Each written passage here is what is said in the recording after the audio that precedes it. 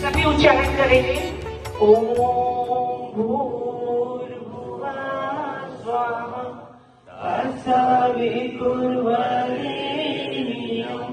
भर्गो देवस्य धीमहि धियो यो नः प्रचोदयात्। ओम भूर्भुवः स्वः तत्सवितुर्वरेण्यं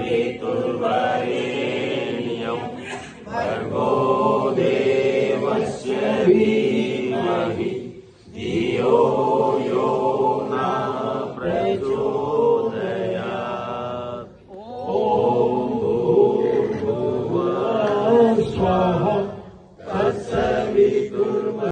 आप आए द्वार मेरे, आज है आनंद छाया।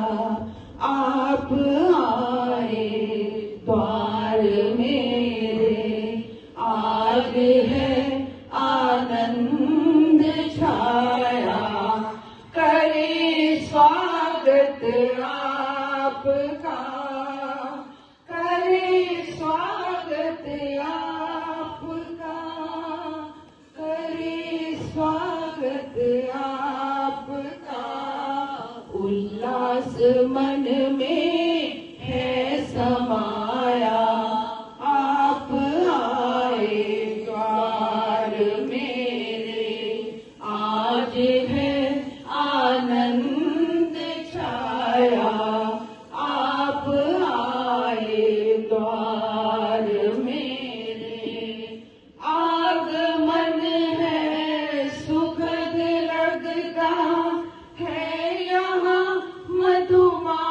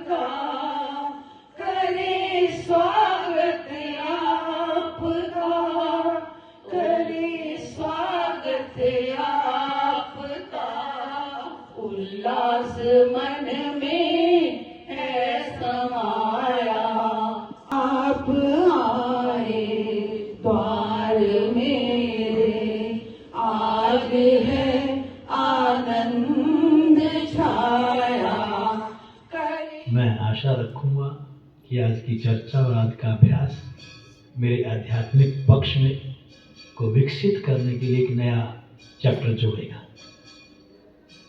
जब आज इस मंदिर की ओर पांव पड़ रहे थे तो आज श्रद्धेय भोलाराम मलिक जी की मुझे याद आ रही थी, और उनका एक स्वभाव था कि वो यहाँ हर बार सर्दियों में, आप मेरे जो पुराने साधक होंगे तो उनको याद होगा कि हर साल सर्दियों में 3 दिन का यहाँ विशेष शिविर हुआ करता था, बहुत पहले। और अगर मैं कहूँ कि मेरे एरिया को छोड़कर के सबसे पहले 3 दिवसीय ध्यान शिविर कहीं शुरू हुआ तो वो इस मंदिर से शुरू हुआ था, बहुत पुरानी बात। और यहाँ से वो फैलता फैलता कहाँ पहुँचा, पीतमपुरा में हर साल होता है, मुखर्जी नगर में तो पिछले 22 साल से हो रहा है, उससे पहले का सूरजमल विहार यमुना पार होता है, नोएडा में होता है, और एक जगह और होता है जिस समय ध्यान नहीं आ रहा है। तो कई स्थानों पर ये आयोजन होते हैं, पर यहाँ बंद हो गया। तो अभी ये रास्ते में मैं ये बात शेयर कर रहा था राम अवतार जी के साथ कि भाई मुझे तो ऐसा दशकों हो गया यहाँ आए हुए, तो चंद चेहरे मुझे पहचान में आए यहाँ जो उस समय आया करते थे कार्यक्रम में। तो इसको थोड़ा सा चिंतन करने की बात है, कार्यक्रम जो होते रहने चाहिए। इस बहाने हम सब एक परिवार के रूप में मिलते हैं, मार्गदर्शन मिलता है, और जो हमारे भीतर आध्यात्मिक शक्तियाँ मेरे प्रभु ने दी हैं, कहीं वो सुप्त अवस्था में ना चली जाए, हम सांसारिक बन करके ना रह जाएं, हम ये रास्ता ना भटक जाएं जो संस्थान हमें दिखाता है। तो समय समय पर ऐसे सत्संग होने भी जरूरी है। ये बात ठीक है? चलिए, आप अच्छे हैं, आपको मेरी इन बातों के पीछे मेरा भाव समझ में आ गया होगा। आज बड़ी सिंपल और साधारण चर्चा करेंगे, फिर कभी जब अगले साल आप 3 दिवसीय या 2 दिवसीय प्रोग्राम रखेंगे, फिर और नई चर्चाएं आपके मध्य लेकर के आएंगे। ये जीवन क्या है और हम अपनी साधना को कैसे आगे बढ़ा सकते हैं, इस पर आधा घंटा 40 मिनट चर्चा करेंगे, और फिर आधा घंटा ध्यान का अभ्यास करेंगे, समय रहते कार्यक्रम को संपन्न करेंगे। ऐसा कहा जाता है कि जीवों में मानव जीवन सबसे ज्यादा दुर्लभ है। बोलो हाँ या ना?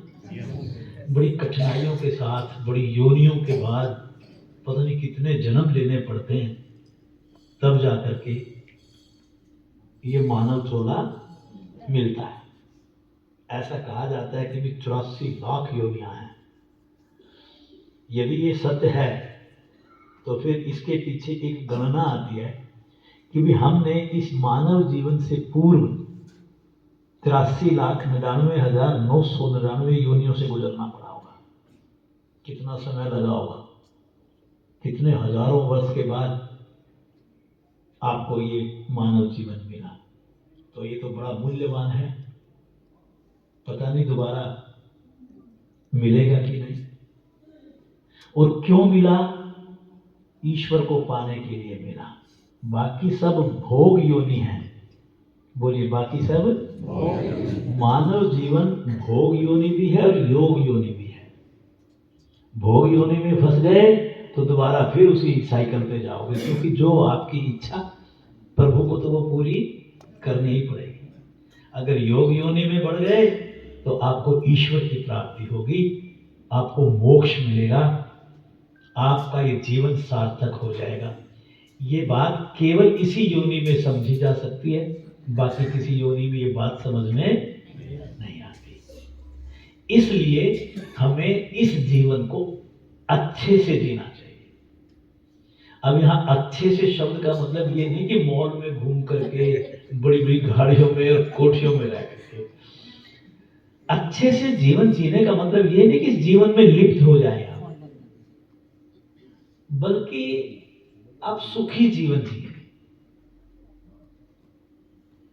आप आनंदित जीवन जिए, आप आध्यात्मिक जीवन जिए, आप आंतरिक प्रसन्नता को प्राप्त करें, सच्ची प्रसन्नता को प्राप्त करें, और वह प्रसन्नता और वह आनंद ध्यान के मार्ग पर चल करके ही संभव है। ध्यान हमारी दिनचर्या का हिस्सा होना चाहिए। प्रतिदिन हमें ध्यान में बैठना चाहिए, प्रतिदिन हमें ध्यान का अभ्यास करना चाहिए। ध्यान कोई ऐसी चीज नहीं है कि मैं 1 घंटे में आपको इतना बतला करके जाऊं कि आप बस तर जाएं, ऐसा नहीं है। ना ध्यान कोई मेरे शब्दों में आपको समझ में आ सकता, क्योंकि ध्यान की कोई परिभाषा आज तक बनी नहीं। ध्यान तो अनुभूति का विषय है, परिभाषा का विषय नहीं है। जो अभ्यासी ध्यान में चला जाता है, अभ्यासी बन जाता है, जिसका ध्यान लगने लग जाता है, वही उसको अनुभव कर सकता है। मैं बार बार एक उदाहरण दिया करता हूं कि भाई अगर किसी गूंगे व्यक्ति के हाथ पे गुड़ रख दें हम और उसको ये कहें कि तू ये गुड़ खा, और वो गुड़ खा ले, और खाने के बाद आप उससे पूछो कि गुड़ का स्वाद बोलो बोलो कैसा है, तो क्या वो आपको बता पाएगा? नहीं। क्या उसको पता है? पता है, लेकिन वो बस ऐसे ही ध्यान की अनुभूति है, ऐसे ही ध्यान की अनुभूति। जो ध्यान का अभ्यासी है, जो उसका ध्यान लगता है और ध्यान में जाकर के उसको जो आनंद आता है, वो उस आनंद को शब्दों में किसी को बता नहीं सकता। जानता है लेकिन बता नहीं सकता। अब आप कोई सूचना मिली होगी आज हमारे मध्य देश राज्य आएंगे और वो ध्यान करवाएंगे। अब अगला वाक्य मैं बोल देता हूं कि मैं आपको ध्यान करवा ही नहीं सकता,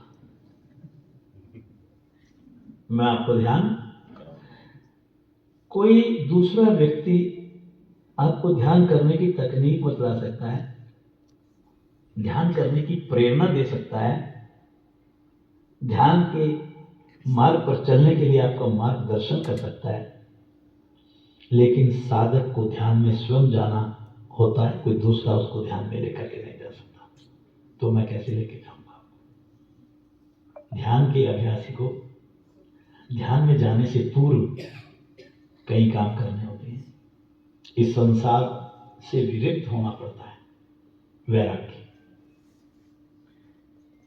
मुंह से पीछे हटना होता है, इस शरीर का त्याग करना होता है। पहले स्थूल शरीर को छोड़ो, फिर अपनी इंद्रियां, मन, बुद्धि, चित्त और अहंकार को छोड़ो, और फिर जब आपका चित्त शुद्ध और निर्मल हो जाएगा तो आपको उसको कुछ भी कहने की जरूरत नहीं, वो स्वतः ही अपने स्वभाव में अवस्थित हो जाएगा और आप ध्यान में चले जाओगे। वो क्योंकि हमारा मन हर वक्त अशांत रहता है, हमारा मन हर वक्त बहिर्मुखी और रागी बना रहता है। आप में से अभी भी यहाँ कई ऐसे होंगे जो बैठे यहाँ रहेंगे, सोचते घर के बारे में और किसी और के बारे में होंगे। ये स्थिति होती है मन की, इसको अशांत, चंचल, अस्थिर, बहिर्मुखी, रागी, विषयी मन कहते हैं। कौन सा मन है ये? विषयों में लिप्त मन है ये। और जब तक ये मन निर्विषयी नहीं होता, जब तक ये मन शांत नहीं होता, जब तक ये मन निर्विकार नहीं होता, मन में दुनिया भर के विकार भरे पड़े रहते हैं। 3 अवस्थाएं मन की समय समय पर बतलाई जाती हैं: चेतन मन, अवचेतन मन, अचेतन मन। तीनों ही मन अपने अपने कार्यकलापों में लगे रहते हैं। जब तक अभ्यासी अपने अभ्यास के माध्यम से मन की तीनों स्तरों पर, मन की तीनों अवस्थाओं में चलने वाले कार्यकलापों को बंद नहीं कर देता, तब तक वो ध्यान की गहराई में जा नहीं सकता। ध्यान एक ऐसी अवस्था है जिसमें मैं अपने शरीर को और इस अपने मन को पार करके और अपने आत्मा के उस स्तर पर पहुंच जाता हूं जहां मेरे उस शुद्ध चेतन का वास है। उसे ध्यान कहते हैं, उसे ध्यान कहते हैं। एक ऐसा सुख जो अकथनीय है, एक ऐसा सुख जो अवर्णनीय है, एक ऐसी अवस्था जिसमें मैं अपने आत्म स्वरूप में अवस्थित हो जाता हूं, उसे हम ध्यान कहते हैं। तो इस अवस्था को कैसे पाया जाए, आज चर्चा ये रहेगी। बड़ी सुंदर चर्चा होगी। और मैंने कहा कि हम और आप जैसे गृहस्थियों के मतलब की होगी वो, जो जीवन को बदलने वाली होगी। आज चर्चा करेंगे पंचकोशीय साधना के ऊपर। हमारा जो मेरी आत्मा है उसके ऊपर 5 आवरण चढ़े हुए हैं। क्या चढ़े हुए हैं? ऐसे समझ लो, आवरण का मतलब होता है खोल, खोल का मतलब होता है परतें।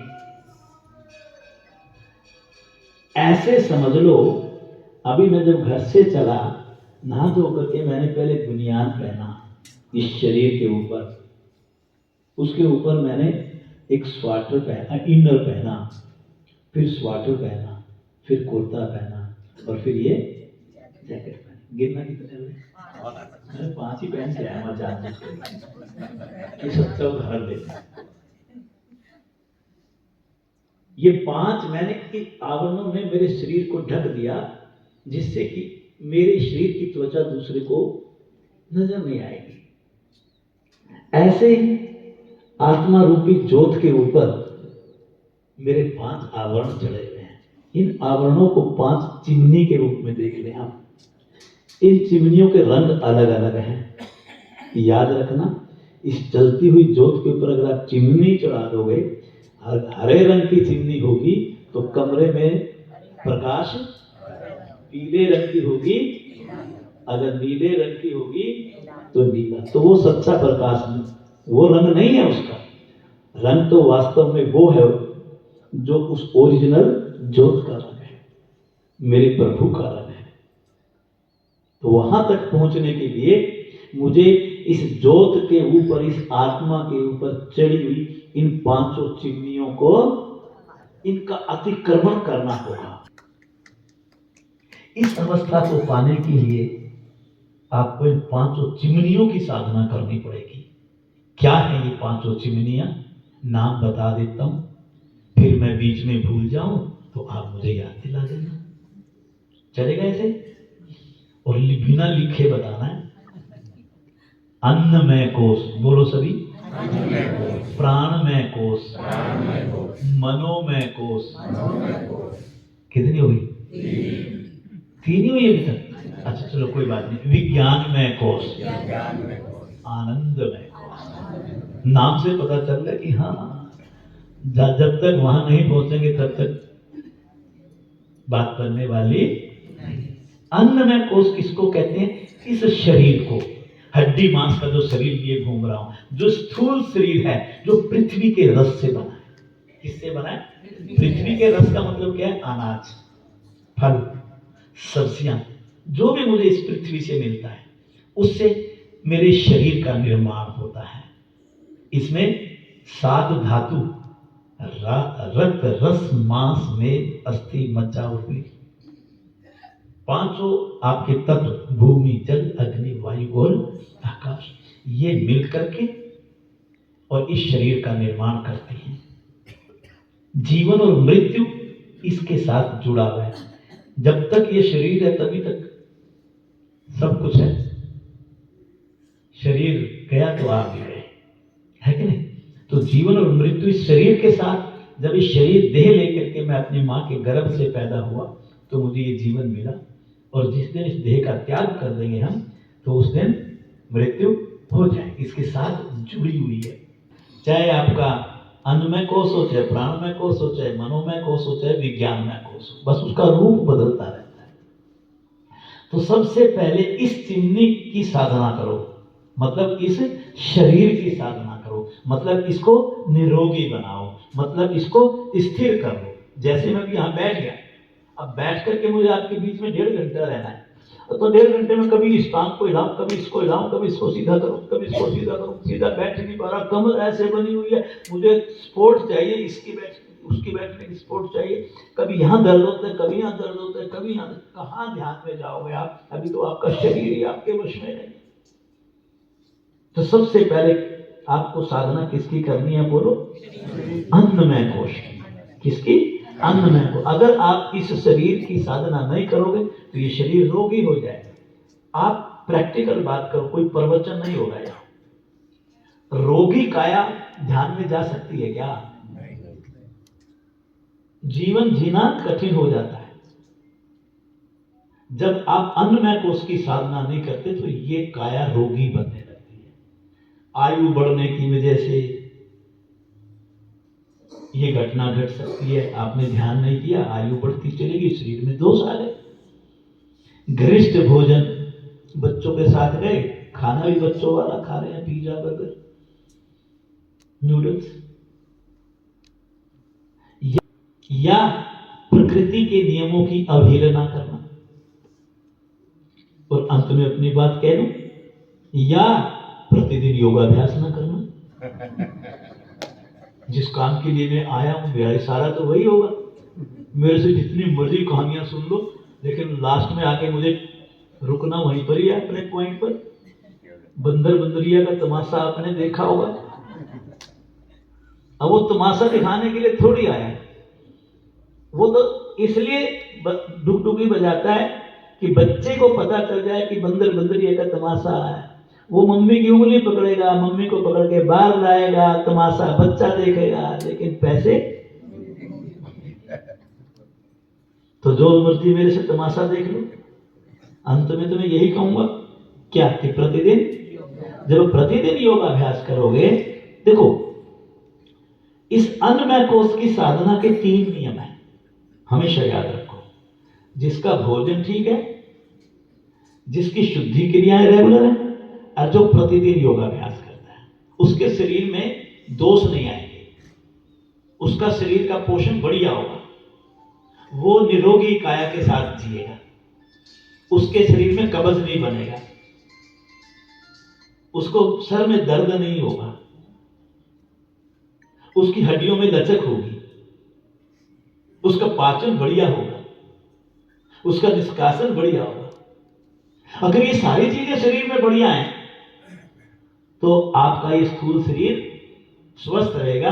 अपनी साधना के स्तर को भी जांचते रहना। मेरी एक प्रार्थना है, आप इस मोबाइल को आप 1 घंटे के लिए फ्लाइट मोड पर ले जाओ। ना दुनिया इधर जाएगी ना उधर जाएगी, लेकिन बार बार एकाग्रता भंग होगी तो वो दोष भी मुझे ही लगेगा। निकाल दो मोबाइल को, 1 सेकंड लगेगी, और देख लो कि ये आपका उस पर है कि नहीं। मेरा तो 24 घंटे बंद रहता है। आप कभी फोन करते हो मुझे, कई बार मैं फोन नहीं उठाता, रीजन यही होता है कि इसको साइलेंट रखता हूँ। कोई इंपॉर्टेंट फोन होगा कॉल बैक कर लेंगे, कहीं नहीं दुनिया इधर उधर जाए। प्लीज कर दो, आप बड़े अच्छे हैं।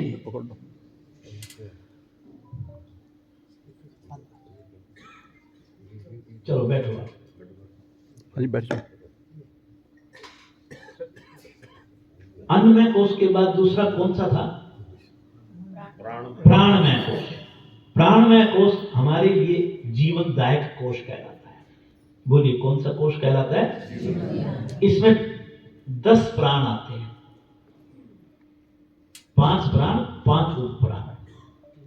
बार बार आपको क्लास में हमारे अधिकारी बताते होंगे, मुख्य प्राण, समान प्राण, उदान प्राण और व्यान प्राण, और 5 उप प्राण आते हैं, नाग, कूर्म, कृकल और देवदत्त और धनंजय। इसी के अंतर्गत सारी प्राणिक नाड़ियां आती हैं। बड़ी महत्वपूर्ण नाड़ियों पे कई बार चर्चा करता हूं मैं आपके साथ।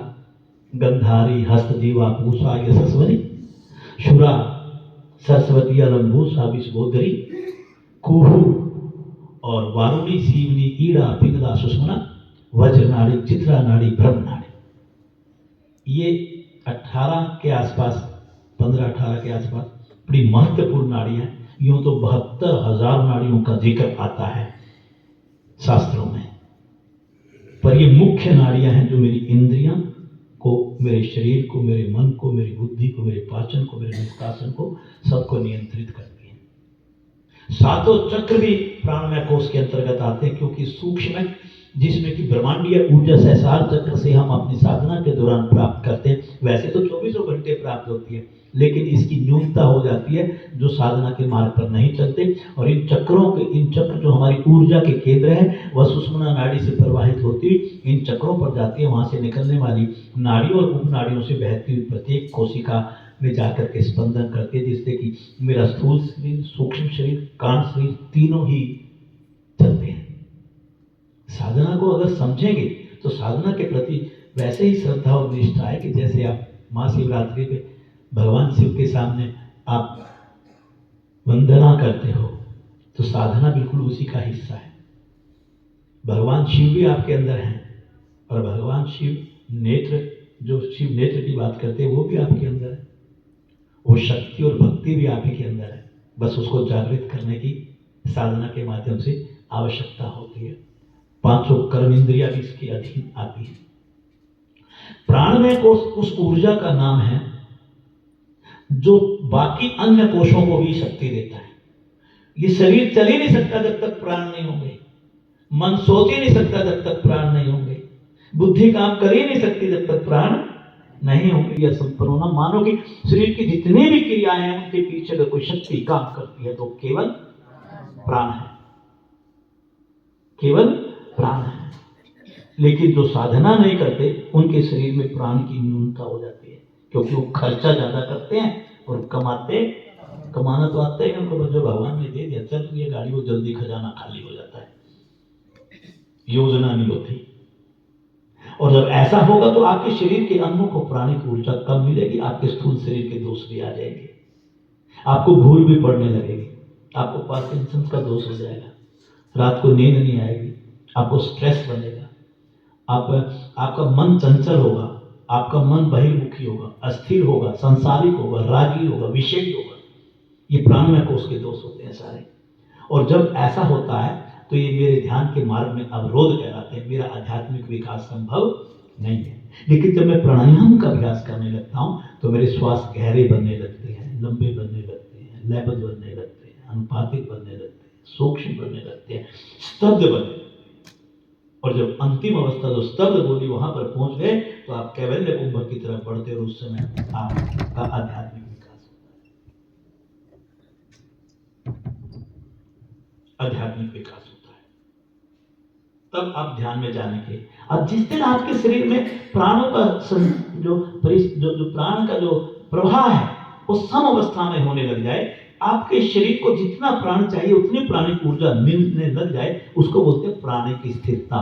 बोलिए क्या बोलते हैं? प्राणिक स्थिरता। जो सिर्फ प्राणायाम किया है, एक महर्षि पतंजलि सूत्र 49 है इसका साधन पाद का, जिसमें कहते हैं तस्मिन् सति श्वास प्रश्वास योर गति विच्छेद प्राणायाम।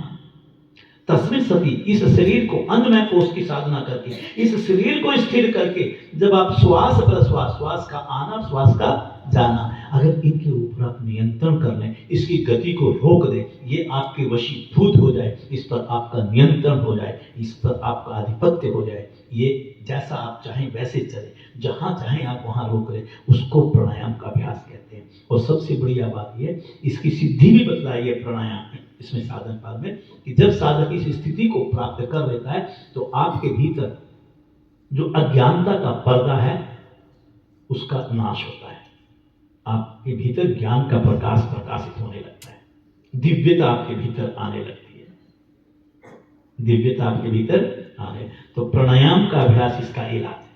जिस दिन आप प्राणायाम के ऐसे अभ्यासी हो जाएं, आप सोच लेना कि आपने इस चिमनी की साधना भी पूरी कर ली। 2 चिमनियों का अतिक्रमण किया अभी तक हमने, एक अन्नमय को शब्दों में किया है, साधना में आपको करना है। कभी खुश हो जाओ कि आज ही सारा कुछ कर दिया। हाँ, जीवन पर्यंत करनी होती है ये साधना। एक दिन, 2-4 दिन, हफ्ते, महीना, साल के अंदर इसकी सीमा को बांधा नहीं जा सकता। जिस दिन मैं इस धरती पर आता हूं, जिस दिन यहां से जाऊंगा, तब तक ये निरंतर साधना चलनी चाहिए, जिसको जीवन पर्यंत साधना का नाम दिया जाता है। मनोमय कोश, तीसरी कौन सी है? मन की साधना। मन में ज्ञान इंद्रियां भी आती है और मन भी आता है, क्योंकि ज्ञान इंद्रियां और मन का बड़ा गहरा रिश्ता है। ज्ञान इंद्रियां क्या करती हैं? इस जगत के साथ अपना संपर्क साधती है अहंकार के कारण। कहते हैं कि मैं तत्व से अहंकार बना, अहंकार से इन ज्ञान इंद्रियों की उत्पत्ति हुई, और इन ज्ञान इंद्रियों का संपर्क इस जगत के साथ होता है। कान जगत की बातों को सुनते हैं, आंखें जगत के विषयों को देखती हैं, और नासिका इस जगत की गंध को ग्रहण करती है, और जीवा यहाँ के रसों का स्वादन करती है, और त्वचा स्पर्श करती है। जितनी ये सूचनाएं जिस भी माध्यम से आपको मिली, पांचों ज्ञान इंद्रियों के अलावा आपके पास छठी कोई इंद्रिय नहीं, अगर है तो इंद्रिय अतीत कहलाता है, वो आपकी साधना का परिणाम है। जिस दिन आप इन इंद्रियों को जय कर लोगे, अपने वश में ले लोगे, उस समय आपकी वो जो इंद्रिय अतीत की स्थिति आ जाएगी कि आप भीतर की अनुभूति करोगे, जिसमें इंद्रियों का कोई काम नहीं होगा। ये इंद्रियां आपके मन को सूचनाएं देती हैं। देखो, किसी की मकान के इनॉग्रेशन पे गए आप, क्या मकान बनाया है, मेरा भी ऐसा मकान होना चाहिए, इसके लिए तो मुझे पैसे ज्यादा कमाने पड़ेंगे। फिर एक दुकान खोलो, 2 खोलो, 3 खोलो, 1 फैक्ट्री, 2 फैक्ट्री, 3 फैक्ट्री, 10 नौकर, 20 नौकर, 50 नौकर, 1 लाख, 1 करोड़, 10 करोड़ कमाओ। कितना कमाओ? दिन रात कमाओ। कैसे करो? क्या करो? दिन रात कमाओ, इतना कमाओ, दिन रात भाग दौड़ इतनी करो कि भाग दौड़ करते करते करते करते आप बीपी के पेशेंट बन जाओ, आप मधुमेह के रोगी बन जाओ, आप हृदय के रोगी बन जाओ, आप अनिद्रा के रोगी बन जाओ, आप रागी बन जाओ, आप द्वेष करो, आप नफरत करो, आप ईर्ष्या करो। आप कहां चले गए? आप पंच क्लेशों में उलझ करके रह गए, ऐसी दलदल में फंस गए जिसे बाहर निकलने का कोई रास्ता ही नहीं। ये खेल कौन खिलाता है? कैसे खेलते हैं आप? जब वो मकान देखा, मकान देखते ही इन इंद्रियों का काम केवल सूचना देना है। इन्होंने किसको सूचना दी? मन को दी। मन ने उछलना शुरू कर दिया, उस मकान को या उस वस्तु को या उस विषय को प्राप्त करने की इच्छा जाहिर की। जब इच्छा जाहिर की तो उसने संतुति के लिए बुद्धि को दी, बुद्धि से संतुति मिली, वापस मन के पास सूचना आई। मन ने अपनी कर्म इंद्रियों को प्रोत्साहित किया कि तू भाग, तू काम कर। पैरों को कहा कि तू दौड़, हाथों से कहा कि तू कर काम। अब दिन रात वो काम कर रहा है, दौड़ रहा है, भाग रहा है, और दौड़ते दौड़ते भागते भागते उसका जीवन यही परिमुखी और संसारिक बन करके केवल पंच क्लेशों में उलझ करके रह गया। यही उसने अपने जीवन को यहीं तक सीमित कर दिया। ये है मन और इंद्रियों का खेल।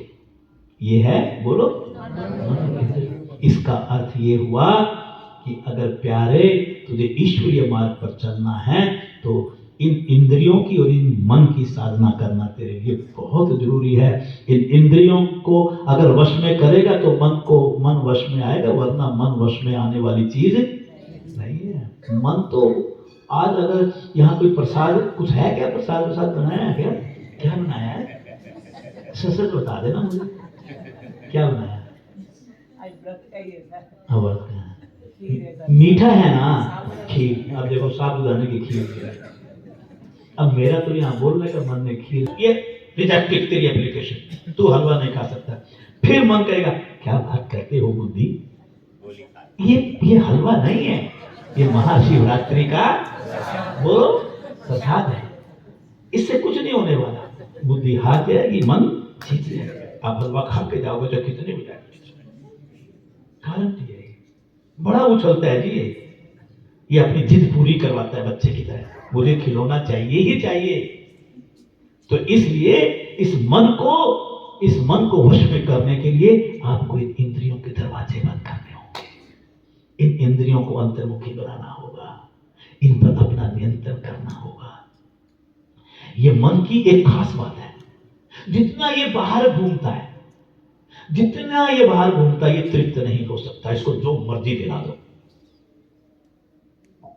कभी नहीं होता कि आपके पास 100 रुपए हो, 1000 रुपए की इच्छा और 1000 रुपए आ जाए, आप संतुष्ट हो जाए। तुरंत 1 लाख की इच्छा जागे, 1 लाख से करोड़ की, करोड़ से अरब की, अरब से खरब की, आपके पास 1 कोठी हो जाए, 2 कोठी हो जाए, 1 कार हो जाए, 2 कार हो जाए, 3 कार हो जाए। लेकिन इस मन की खास बात है कि जितने इसकी बात मानोगे, बात को सुनना, जितने इसके मन की बात मानोगे, उतना इसका दायरा बढ़ता चला जाता है। और इसका दायरा इतना बढ़ जाता है, जितनी लंबी प्रकृति है उतना लंबा इसका दायरा है। और जब तक इस प्रकृति के बाद मेरे प्रभु की सत्ता इस प्रकृति के अंदर नहीं, मेरे प्रभु की सत्ता इस प्रकृति से बाहर है। लेकिन ये इंसान मन और मस्तिष्क का धनी अपनी इच्छाओं को इतना बढ़ाता चला जाता है कि उस मन का दायरा इतना बढ़ता जाता है कि उसकी सीमा नहीं मिलती, और वो उसी में उलझ करके रह जाता है, जिससे कि वो अपने प्रभु की सत्ता तक पहुंच नहीं पाता। प्यारे, अगर तुझे अपने प्रभु से साक्षात करना है तो तुझे इस प्रकृति को पार करना होगा, इस मन के दायरे को पार करना होगा। फिर क्या करेगा? फिर तू साधना के माध्यम से प्रत्याहार की साधना करते हुए इन इंद्रियों के दरवाजे बंद करेगा, इनके ऊपर अपना वशीकरण करेगा। इनकी साधना करते करते जब आप उसमें सफल हो जाओगे तो मन का दायरा सिकुड़ना शुरू हो जाता है। जितनी इंद्रियों की साधना करोगे, जितनी इंद्रियों की साधना करोगे तो मन का दायरा बोलिए सिकुड़ना शुरू होगा। सिकुड़ते सिकुड़ते सिकुड़ते सिकुड़ते एक दिन वो एक बिंदु के ऊपर आ जाएगा।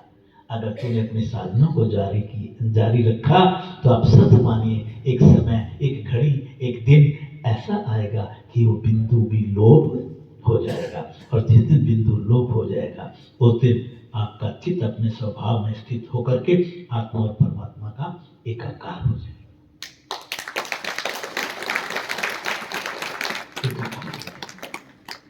ये कहते हैं ध्यानम निर्विषम मनः। ध्यान कुछ नहीं है। मन को जिस दिन आप निर्विषय बना दोगे, मन के दायरे को खत्म कर दोगे, मन की परिधि शून्य हो जाएगी, मन आपका निर्विचार हो जाएगा, आप शून्य की अवस्था को प्राप्त कर लोगे। आपको ध्यान में जाने की आवश्यकता नहीं है, ध्यान में पहुंच जाओगे, स्वतः पहुंच जाओगे। मन की साधना इतनी बड़ी साधना है, मन साधे सब साधे, फिर कुछ शेष नहीं बचता। इतनी बड़ी साधना है, यही देखना भी यहां से बाहर निकल के कैसे उछलेगा, बस यही लगाम लगी है।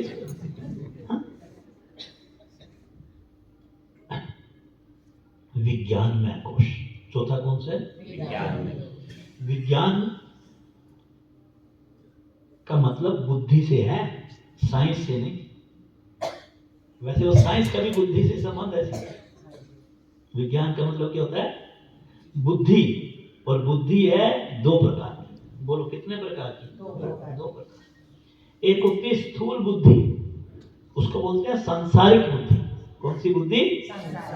जिससे आप कोई चीज को समझते हो, गरम ठंडा, मान अपमान, अच्छा बुरा, धर्म अधर्म, राग वैराग, ये भोजन करना चाहिए कि नहीं करना चाहिए, सुबह ब्रह्म मुहूर्त में उठना चाहिए कि नहीं उठना चाहिए, प्रतिदिन योगाभ्यास करना चाहिए कि नहीं करना चाहिए, ये निर्णय बुद्धि लेती है।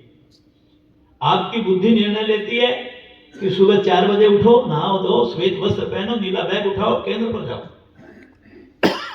और जो साधना से नहीं जुड़े और उनके ऊपर आपने दबाव बना दिया, और आपके साथ जान पहचान अच्छी है उसकी, और आपका दबाव भी मानते हैं, तो वो आपसे वायदा करेंगे कि हम कल सुबह केंद्र पर आएंगे, बैग भी ले लेंगे, दरी चादर भी ले लेंगे, बैग भी लगा देंगे, बिस्तर के पास खड़ा रख देंगे और अलार्म लगा लेंगे, क्योंकि वैसे तो उठ नहीं सकते वो सुबह।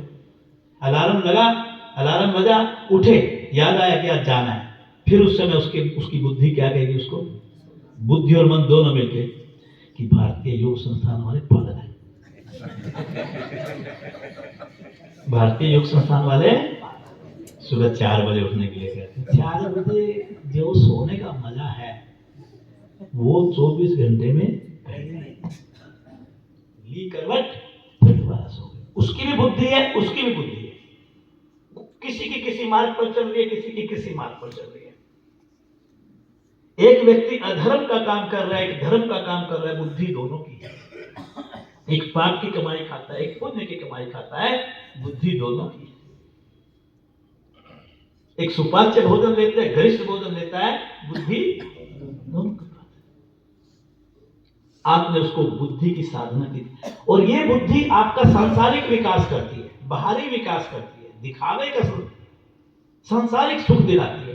आप इस बुद्धि को विकसित करके आप एक चार्टर्ड अकाउंटेंट बन सकते हैं, आप एक इंजीनियर बन सकते हैं, आप एक डॉक्टर बन सकते हैं, आप एक क्रिकेटर बन सकते हैं।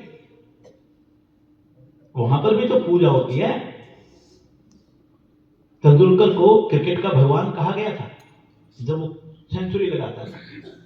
अमिताभ बच्चन को एक्टिंग के जगत में पिता स्वरूप देखा जाता है। लता मंगेशकर को गायन में देवी के रूप में जाना जाता है। ऐसा नहीं है क्या? पर लेकिन आपने पाया क्या? एक आई स्पेशलिस्ट डॉक्टर या एक हार्ट का डॉक्टर जो सारी जिंदगी लगा दी, लेकिन सीखा क्या? केवल एक शरीर के इस मुट्ठी जितने बड़े अंग के बारे में जानते, इसके अलावा कुछ नहीं जानता। आपको विषय का ज्ञान हो सकता है, आपको वस्तु का ज्ञान हो सकता है इस बुद्धि का विकास करके, लेकिन आत्मा का ज्ञान नहीं हो सकता। लेकिन बोलो, आत्मा का ज्ञान नहीं हो सकता। प्यारे, आत्मा का ज्ञान प्राप्त करने के लिए तुझे अपने भीतर रितंभरा बुद्धि को विकसित करना होगा, अपने विवेक को जागृत करना होगा। किसको जागृत करना होगा? विवेक को जागृत करने के लिए क्या करना होगा? आपको चिंतन करना होगा, आपको ध्यान में जाना होगा, आपको महापुरुषों को सुनना होगा, आपको सत्संग करना होगा, आपको सेवा का कार्य करना होगा। क्यों?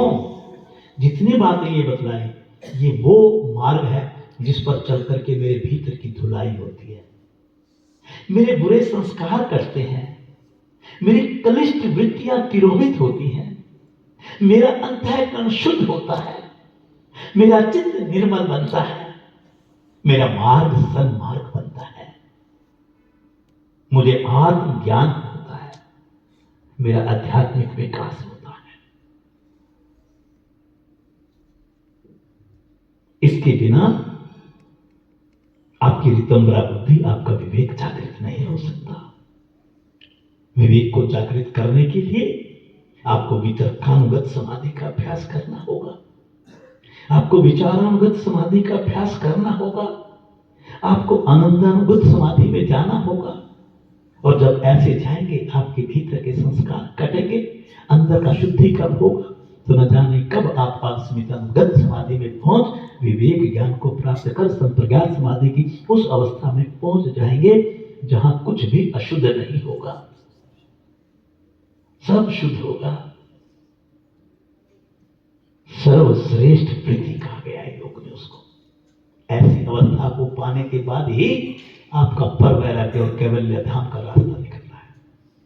उसे विज्ञान में कोष की साधना कहते हैं। जब साधक ऐसी अवस्था में पहुंच जाता है, योगाभ्यास करते हुए, योगाभ्यास का मतलब हम आसन और प्राणायाम कहते हैं, ऐसा नहीं है।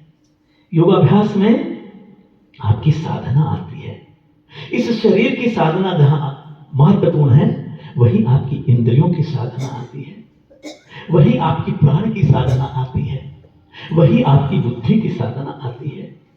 प्रथम अवस्था में जैसे आपको अन्नमय कोश की बात की तो आपने शरीर की साधना की, फिर प्राणमय कोश की बात की तो आपने प्राण की साधना की, फिर मनोमय कोश की बात की तो मन की साधना हुई, और अब आप विज्ञानमय कोश में बुद्धि की साधना कर अपनी जो सूक्ष्म बुद्धि है, जो वास्तव में जो मेरे को ज्ञान कराने वाली है, जिसे रितंभरा बुद्धि कहा, मैं उसकी साधना करता हूं। जिस दिन उसकी साधना कर दूंगा तो मेरा अंतिम दरवाजा खुल जाएगा, जिसे हम आनंदमय कोश कहते हैं।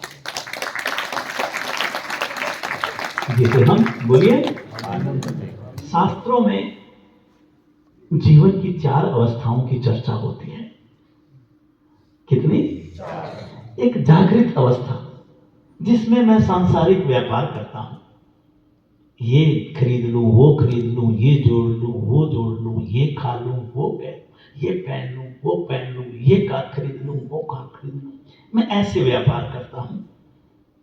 एक होती है स्वप्न की अवस्था, जो मैं जागृत अवस्था में नहीं कर पाता। बहुत सी इच्छाएं होती हैं जिनको मैं पूरी नहीं कर पाता, वो तमित इच्छाओं के रूप में मेरे भीतर जमा पड़ी रहती हैं, चित्त के ऊपर, वृत्ति के रूप में, संस्कार के रूप में। तो उसको मैं सपने में पूरी करता हूं। जो चीज मुझे इस समाज से नहीं मैं प्राप्त कर पा रहा हूं, तो क्योंकि वहां मेरा अवचेतन मन बिना ही जुगाड़ के, बिना ही साधनों के, बिना ही पैसों के, बिना ही टिकट से मुझे फ्लाइट से सैर करवा देता है। नहीं होता ऐसा? तो वहां मैं अपनी दबी हुई अपूर्ण इच्छाओं को पूरी करता हूं और मेरा अवचेतन मन सुसुप्त अवस्था में मुझे अपने प्रभु का आभास कराता है, पर दर्शन नहीं करवाता। क्यों दर्शन नहीं करवाता? क्योंकि अविद्या और अहम दीवार बनकर के उस समय मेरे बीच में खड़े है। वो मूर्छित वो योग निद्रा के रूप में व्यक्ति होता है। लेकिन जब विज्ञान में कोष की साधना करके साधक ऐसी अवस्था में पहुंचता है, तो धीरे धीरे धीरे वो तूर्य अवस्था में प्रवेश कर जाता है, जहां आप होशो हवास में अपने परम पिता परमात्मा से साक्षात होते हैं। इस अवस्था को वास्तव में आनंदमय कोष कहा गया है। यहां पर साधक अपने स्वरूप में अवस्थित हो जाता है। यह एक अनंत आनंद की अवस्था है।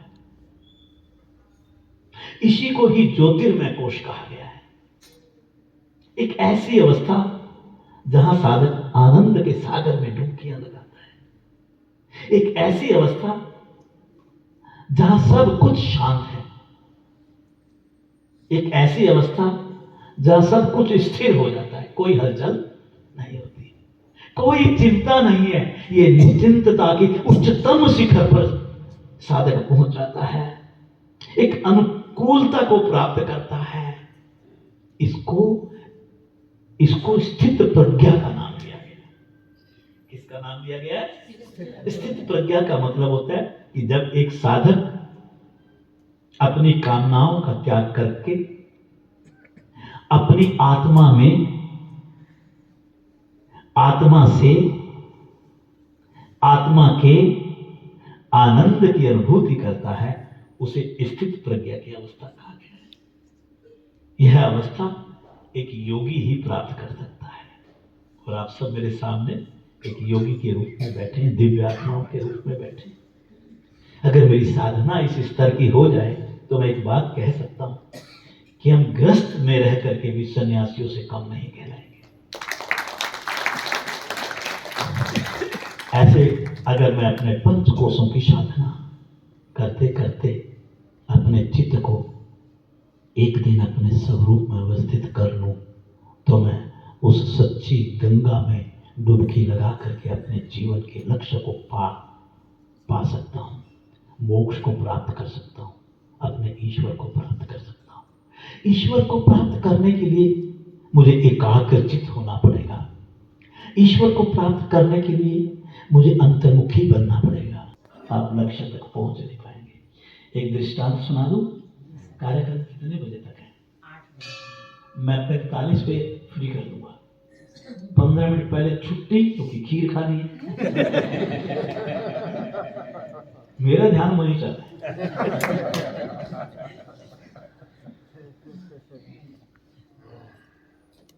एक राजा बुजुर्ग हो चले, संतान नहीं थी। मंत्रियों ने कहा कि राजन, आपके कोई औलाद तो है नहीं, आप तो वृद्ध हो गए, एक दिन इस धरती से जाना ही है, तो आप अपना उत्तराधिकारी नियुक्त कर दो। राजन सहमत हो गए और कहा कि मैं उसे उत्तराधिकारी नियुक्त करूंगा जो मेरी शर्त मानेगा। क्या?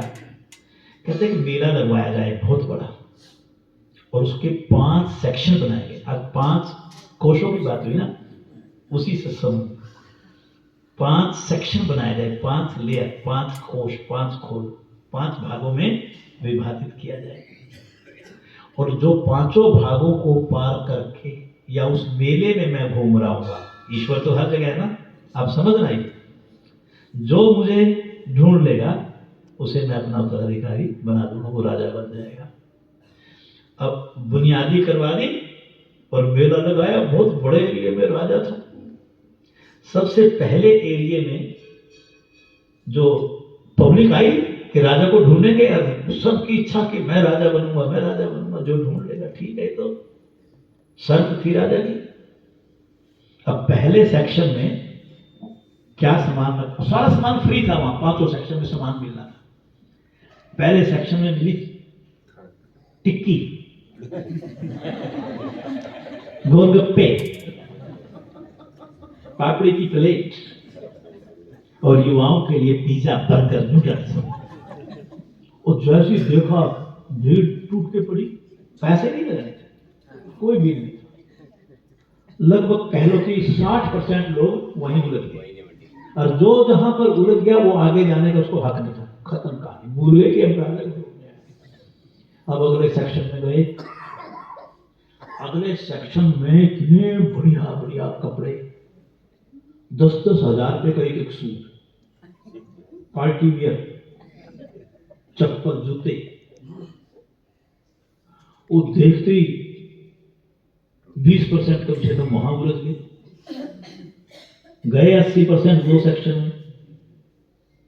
अब उसे तीसरा सेक्शन जो था वो था इलेक्ट्रॉनिक आइटम का, एप्पल का ये लैपटॉप, एप्पल का मोबाइल, कानों में लगाने वाले वो सुनने के, सारी चीजें वहां पर अवेलेबल।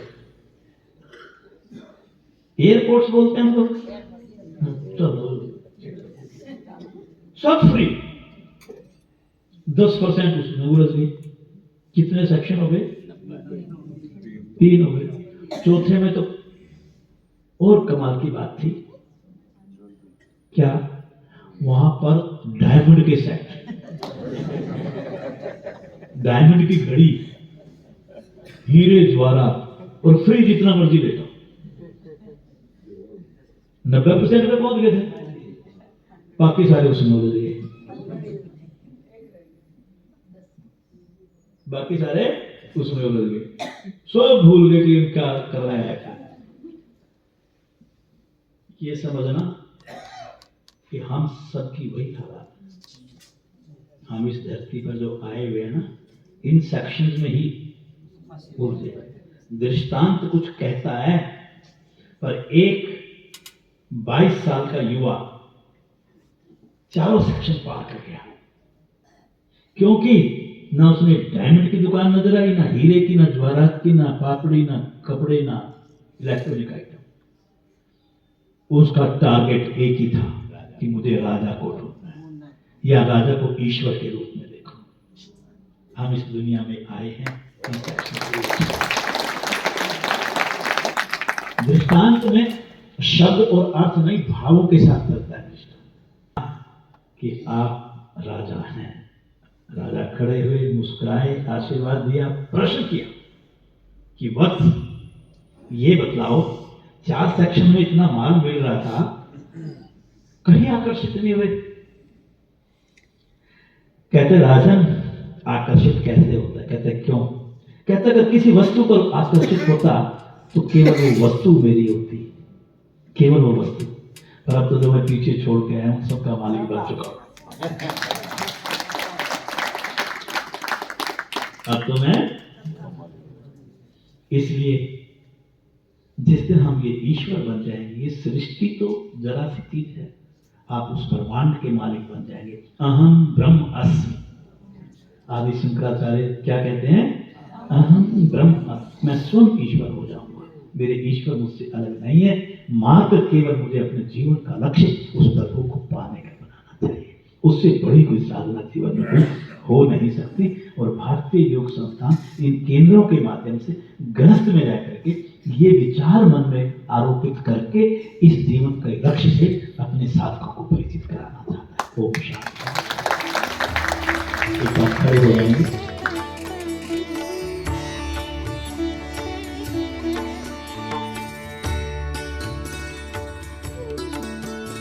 वो आनंद के सागर में डुबकी लगा रहे हैं, मानो कि मान सरोवर पहुंच गया। लगाइए इस दिव्य सागर में डुबकियां, आनंद के सागर में डुबकियां। कर दीजिए अपने अंतःकरण को शुद्ध और निर्मल। धो दीजिए अपने भीतर के बलों को। भगवान शिव के चरणों में जो पहुंच जाता है उसके सारे दुखों का निवारण हो जाता है। आप इस समय भगवान शिव के चरणों में बैठे हैं। भगवान शिव आपको दर्शन दे रहे हैं, आपकी मुरादें पूरी कर रहे हैं, आपके ऊपर सुख की वर्षा कर रहे हैं, अपनी कृपा को आपके ऊपर बिखेर रहे हैं।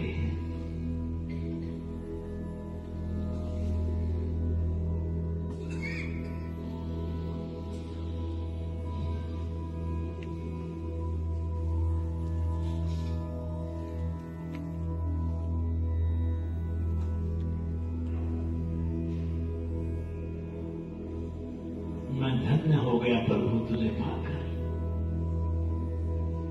मैं धन्य हो गया प्रभु तुझे पाकर। तूने अपने भक्त को साक्षात दर्शन दिए।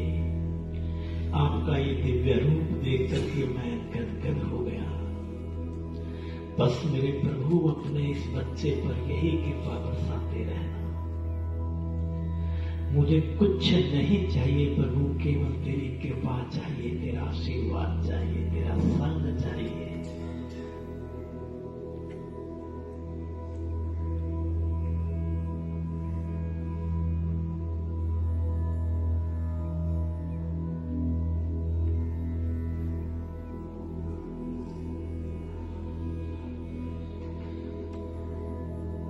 सब सुखी हो, सबको शांति मिले,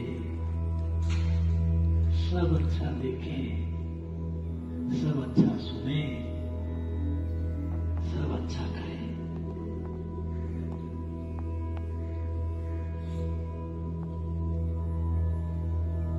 सबका मंगल हो, सबको खुशियां मिले।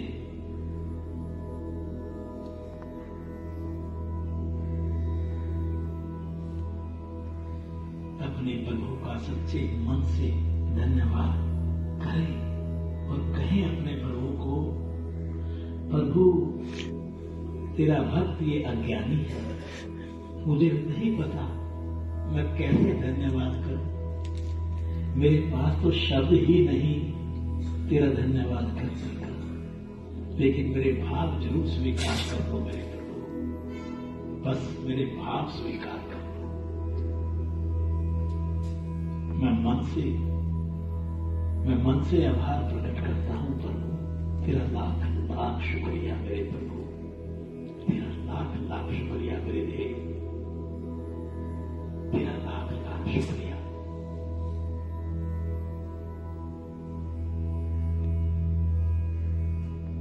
मेरा कुछ नहीं है प्रभु, सब तेरा है। मैं भी तेरा हूं, मैं भी तेरा हूं, मैं भी तेरा हूं।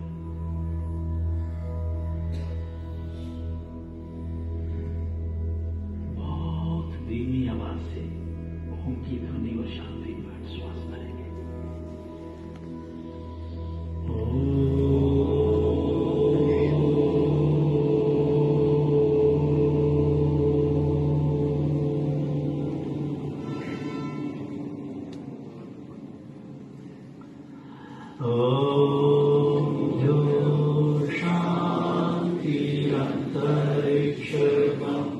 शांति, पृथ्वी शांति।